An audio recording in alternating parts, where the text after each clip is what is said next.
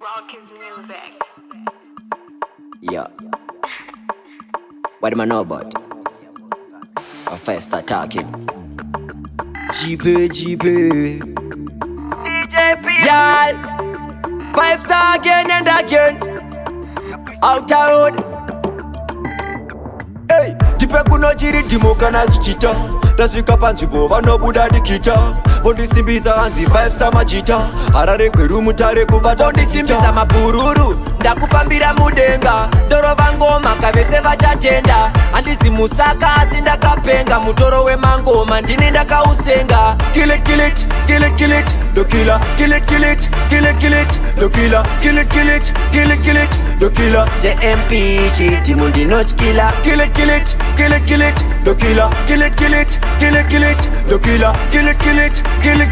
do killer. JMP chiti mundi noch pina. Dori zuzurudza kumanyanaro. Dori ita rape case kubata chiparo. 6 cylinder mapombi wopo se Subaru. Handisi kutamba navo harisi dandaro. Saka terera ndakuita zvemufirimu. Zvemufirimu ndoita zvemufirimu. Ndakuita zvemufirimu. Zvemufirimu ndoita zvemufirimu. Kill it, do killer. Kill it, do killer. Kill it, do killer. JMP chiti mundi noch killer. Kill it, do killer. Kill it, do killer. Kill it, do killer. JMP chiti mundi noch pena. Tipe kuno chiri timoka na zichita. Tasvika panzvimbo vanobuda dikita. Vondisimbisa hanzi 5 star machita. Harare kweru mutare kubata. Vondisimbisa mapururu ndakufambira mudenga. Ndorova ngoma kavese vachatenda. Handisi musaka asi ndakapenga. Mutoro wemangoma ndini ndakausenga. Kill it, do killer. Kill it, do killer. Kill it, do killer. JMP chiti mundi noch killer. Kill it, do killer. Kill it, do killer. Kill it, do killer. JMP chiti mundi noch pina. Dori zuzurudza kumanyanaro. Dori ita rape case kubata chiparo. 6 cylinder mapombi wopo se Subaru. Handisi kutamba navo harisi dandaro. Saka terera ndakuita zvemufirimu.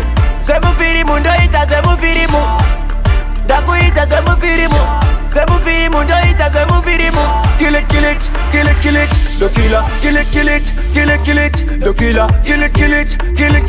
do killer. JMP chiti mundi noch killer. Kill it, do killer. Kill it, do killer. Kill it, do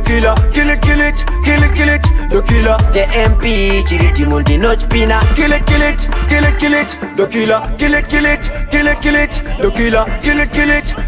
it, do killer. JMP chiti mundi noch killer. Kill it, do killer. Kill it, do killer. Kill it, do killer. JMP chiti mundi noch pina. Rock his music.